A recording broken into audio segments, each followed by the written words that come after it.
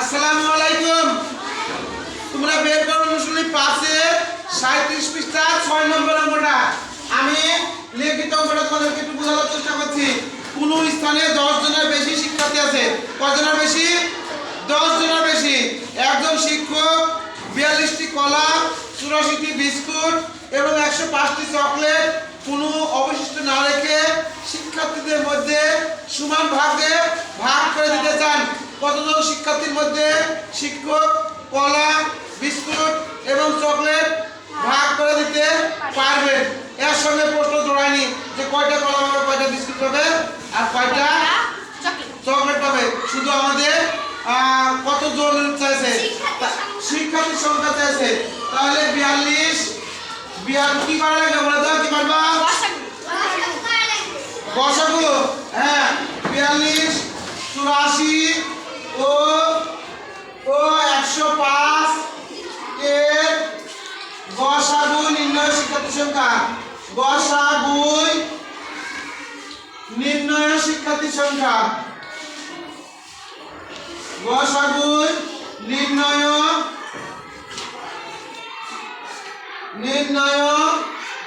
শিক্ষার্থীর সংখ্যা।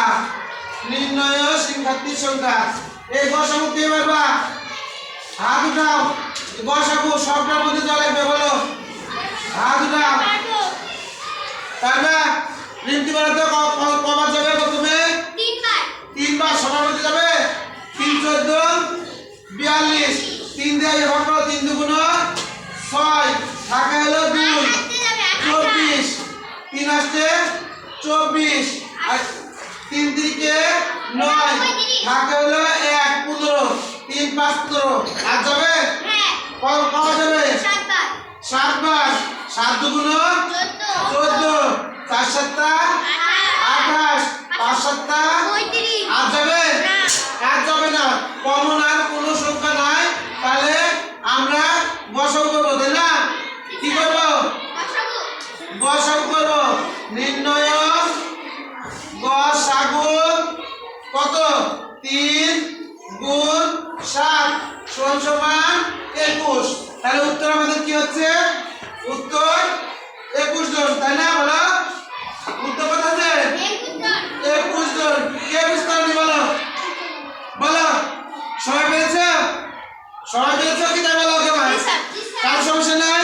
তাহলে সবাইকে ধন্যবাদ যে তোমরা সবাই সুন্দর করে এই অঙ্কটা বুঝতে পেরেছো। আরেকটা বুঝাতেছি। 3 42 এর মধ্যে 3 14 42, 3 84 এর মধ্যে 3 28 84, 3 35 105 হলো। এবার 7 7 2 14 4 7 28 5 7 35। তাহলে 3 আর 7 আমাদের কমন। কি 3 আর 7 কমন? সবার মধ্যে বিভাজন 3 7 21। তাহলে উত্তর হবে 21 জন শিক্ষার্থী। সবাইকে ধন্যবাদ।